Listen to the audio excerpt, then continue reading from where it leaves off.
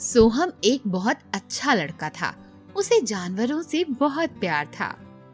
सोहम अपने पिता संतोष के साथ रहता था। सोहम एक दिन बाजार सब्जी लाने चला गया था। वहाँ रास्ते पर उसकी नजर एक मुर्गी पर पड़ी। मुर्गी की एक टांग टूटी हुई थी, जिसे देखकर सोहम को उस पर दया आ जाती है और वो मुर्गी को अपने साथ घर ले आता है। अरे बेटा, तुम ये मुर्गी कहाँ से उठा लाए? पिताजी, ये घायल मुर्गी मुझे रास्ते में मिली। अगर मैं इसे वहीं छोड़ देता तो कोई कुत्ता या बड़ा पशु इसे खा जाता। इसलिए मैं इसे अपने घर ले आया। इसकी मरहम पट्टी कर देता हूँ, कुछ दिनों में ही अच्छी हो जाएगी। ठीक है बेटा। सोहम मुर्गी के पैरों में पट्टी बांध देता है। सोहम मुर्गी को खाना खिलाता और उसका बहुत ख्याल रखता। मुर्गी को भी सोहम से बहुत लगाव हो गया था। कुछ दिनों बाद मुर्गी एक गुलाबी रंग का अंडा देती है। अंडा बहुत ही सुंदर था।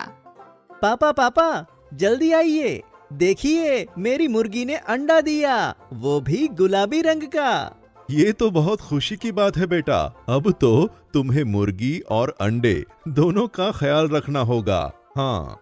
पर पापा, मुर्गी का अंडा तो सफेद होता है ना? ये अंडा गुलाबी रंग का क्यों है? ये तो मुझे नहीं पता बेटा, पर हो सकता है इसके अंदर से गुलाबी रंग का बच्चा निकले। संतोष वहाँ से चला जाता है। तभी सोहम मुर्गी का अंडा हाथ में लेता है और कहता है, काश मेरी मुर्गी का पैर बिल्कुल ठीक हो जाए।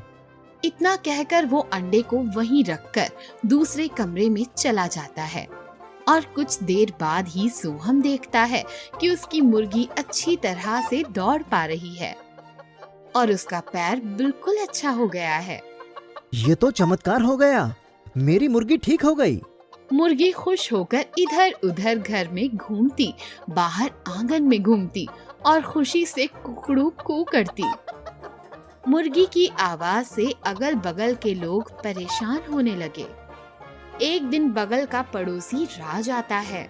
देख सोहम, मैं बहुत दिन से बर्दाश्त कर रहा हूँ, पर तेरी मुर्गी उछल कूद करते हुए मेरे घर के पास आ जाती है और कल हमारा खाना खा गई।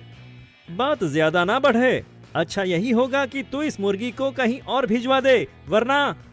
सोहम के हाथ में इस वक्त वही मुर्गी का अंडा होता है और सोहम राज की बात से परेशान हो जाता है और गुलाबी अंडे को अपने हाथ में लिए हुए मन ही मन सोचने लगता है। मेरी मुर्गी के पीछे पड़ा हुआ है, भगवान करे इसके घर में 50 मुर्गियां आ जाए, फिर देखता हूँ क्या करता है। बड़ा आया मेरी मुर्गी को भिजवाने वाला। अरे भाई, बेचारी का पैर अभी ठीक हुआ है, इसलिए थोड़ा भागदौड़ कर लेती है। अच्छा, मैं इसे घर पर ही रख लूंगा, तू टेंशन मत ले, आज के बाद तुझे कोई दिक्कत नहीं होगी। सोहम राज को समझा बुझाकर उसके घर भेज देता है। थोड़ी देर बाद ही अचानक राज के घर में चीखने और चिल्लाने की आवाज आती है और सोहम भागता हुआ राज के घर जाता है। बचाओ बचाओ, ये मेरे घर पर इतनी सारी मुर्गियां न जाने कहां से आ गई। किसने ये शैतानी की है, सामने आओ, वरना मैं उसे छोड़ूंगा नहीं। सोहम ये देखकर बहुत हैरान हो जाता है और अपने घर वापस आ जाता है। ये आजकल क्या हो रहा है? मैं जो बोल रहा हूँ वो सब सच में हो रहा है। कहीं ये मेरा वहम तो नहीं, या फिर कोई जादू है? तभी वहाँ संतोष आता है। संतोष की हालत बहुत बुरी होती है, उसे बहुत चोट भी लगी हुई होती है। पापा, आपको क्या हुआ?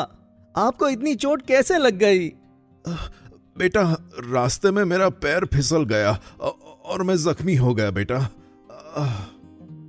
सोहम संतोष को बैठाता है और उसकी मरहम पट्टी कर रहा होता है। पता नहीं अब मैं काम पर कैसे जाऊंगा, कब तक मेरा घाव भरेगा। काश ये चोट जल्दी भर जाए। अचानक से संतोष का घाव गायब हो जाता है। दोनों ये देख बहुत चक्के रह जाते हैं। सोहन देखता है कि उसके पिता के हाथ में इस वक्त वही गुलाबी अंडा था। मतलब ये गुलाबी अंडा जादुई है? मुझे पहले भी लगा था कि अंडा मामूली नहीं हो सकता। कुछ दिनों से जब भी इस जादुई गुलाबी अंडे को हाथ में लेकर मैं कुछ भी कहता हूँ, ये जादुई गुलाबी अंडा मेरी बात को पूरा कर देता है। हट पागल, ऐसा कभी हो सकता है भला? चल देखते हैं। अगर ये गुलाबी अंडा जादुई है तो मुझे अच्छे अच्छे पकवान दे। और तुरंत ही अच्छे अच्छे पकवान सामने आ जाते हैं। दोनों समझ जाते हैं कि ये गुलाबी अंडा जादुई है। संतोष और सोहम अपनी मुर्गी के साथ अच्छी तरह से रहने लगते हैं। पर कुछ दिनों बाद बसंत आता है। तुम लोगों के पास जो मुर्गी है वो मेरी है। वो कहीं खो गई थी, बहुत दिनों से मैं उसे ढूंढ रहा हूँ। सोहम बहुत घबरा जाता है और फूट फूट कर रोने लगता है। सोहम अब जादुई गुलाबी अंडे को हाथ में लेकर कहता है, ए जादुई गुलाबी अंडे, कुछ ऐसा कर कि बसंत हमारी मुर्गी को ना ले जा सके। तभी जादुई अंडे में से आवाज आती है, सोहम, अगर ऐसा किया तो ये जादुई अंडा हमेशा हमेशा के लिए गायब हो जाएगा।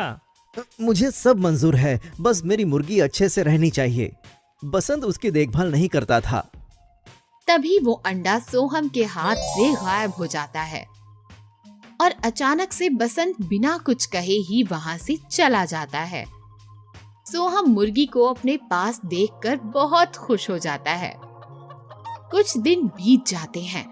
सोहम, संतोष और मुर्गी बहुत अच्छे से रहने लगते हैं। पापा पापा देखो, मेरी मुर्गी ने अंडा दिया। और मुर्गी फिर से एक जादुई गुलाबी अंडा देती है।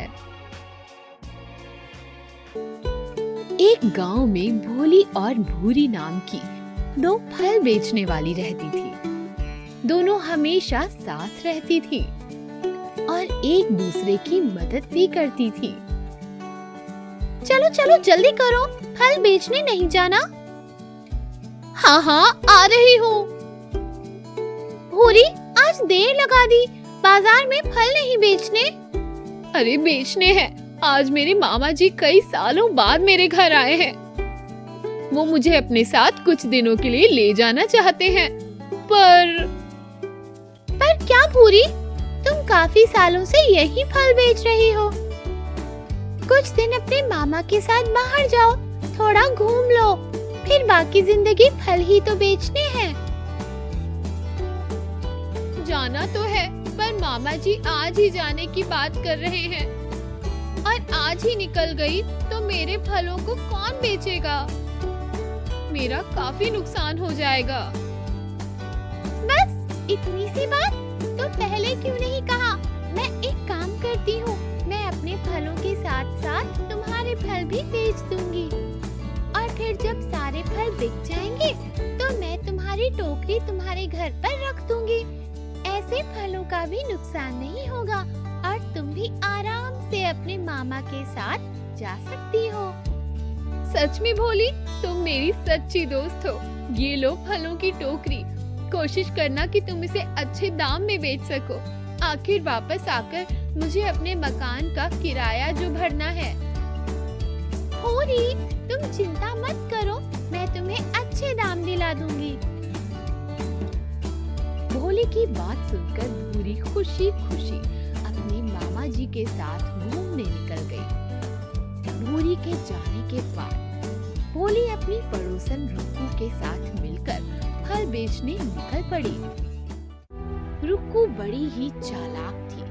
वो कभी किसी का भला नहीं चाहती थी, पर पड़ोसी होने के कारण भोली उसको नजरअंदाज नहीं कर सकती थी। कुछ देर चलने के बाद, अरे भोली, चलो मैं तुम्हारी मदद करती हूँ। तुम अपने फलों को बेचने के लिए मेहनत करो। भूरी की फलों की टोकरी मुझे दे दो। नहीं नहीं भूरी, नहीं नहीं, भूरी की टोकरी की जिम्मेदारी मेरी है। मैं उससे अच्छे दाम में बेचूंगी।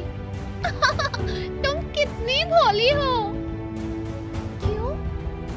देखो, यहाँ तुम दो दो फलों की टोकरियों को कड़ी धूप में बेचने निकली हो और वहाँ तुम्हारी सहेली भूरी ऐश कर रही होगी।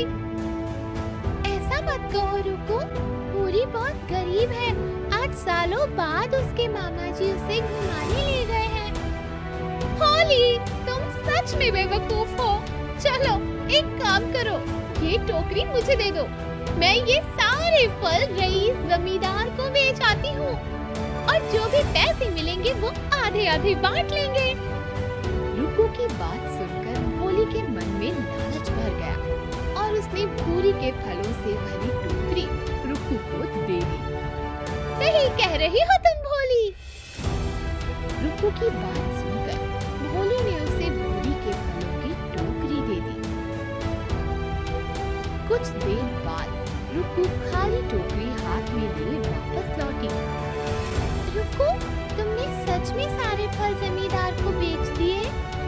हाँ। फिर तो तुम्हें काफी पैसे मिले होंगे।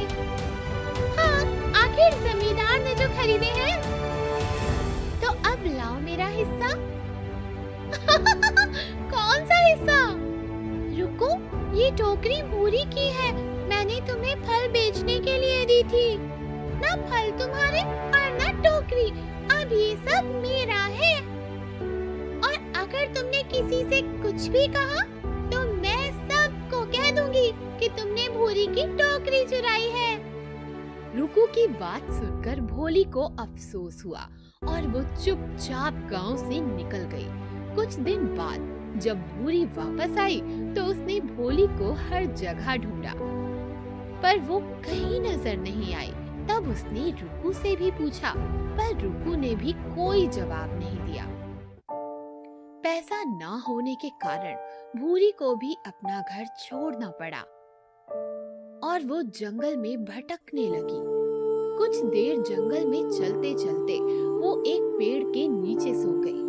तब उसने देखा कि पेड़ पर एक छोटी सी टोकरी पड़ी है। टोकरी को देखकर भूरी ने सोचा, ये छोटी सी टोकरी मेरे बड़े काम आ सकती है। मैं इसी जंगल से कुछ फल ले जाती हूँ और बाजार में बेचती हूँ।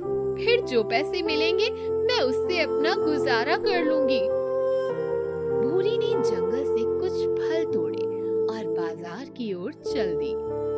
बाजार जाकर उसने जैसे ही अपने फल बेचने शुरू किए तो लोगों की भीड़ इकट्ठी हो गई और देखते ही देखते उसके सारे फल खत्म हो गए थे। वाह, मेरी टोकरी तो खाली हो गई। काश कुछ और फल होते तो मैं थोड़े और पैसे बना लेती। फिर मेरे सर पर एक बार फिर छत होगी। भूरी ने जैसे ही मन मन में ये सोचा तो उसकी टोकरी फिर से फलों से भर गई।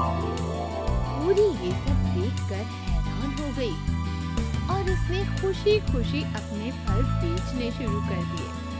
ये फल भी जल्द ही बिक गए और टोकरी से भर गई। अब मेरी टोकरी 3 बार भर गई है। मुझे लालच नहीं करना चाहिए और अब मैं कल फिर से थोड़े फल बेचूंगी। भूरी हर रोज फल बेचती और पैसे बचाकर उनसे अपने लिए एक बड़ा घर खरीदा, पर वो हमेशा अपनी कमाई का एक हिस्सा गरीबों में बांट देती थी। एक दिन वो गरीबों को खाना बांट रही थी तो उसने देखा कि भोली भी वहाँ खड़ी है। भूरी को देखकर भोली ने अपनी नजर झुका ली और शर्मा कर वहाँ से निकलने लगी। तब, अरे भोली, कहाँ जा रही हो? मैंने तुम्हें कहाँ नहीं ढूंढा। भूरी, मुझे माफ कर दो। मैंने लालच में आकर तुम्हारा नुकसान करने की कोशिश की, पर देखो आज मेरी भी रोजी रोटी मुझसे छीन ली गई। पर क्या हुआ? भोली ने भूरी को सारी कहानी बताई। पहले तो भूरी को बहुत गुस्सा आया, पर फिर वो शांत हो गई। भोली, जो तुमने किया वो गलत तो है, पर अंत भला तो सब भला। अब तुम भी मेरे साथ चलो और मेरे साथ जादुई टोकरी से फल बेचो। आखिर एक दोस्त ही एक दोस्त के काम आता है।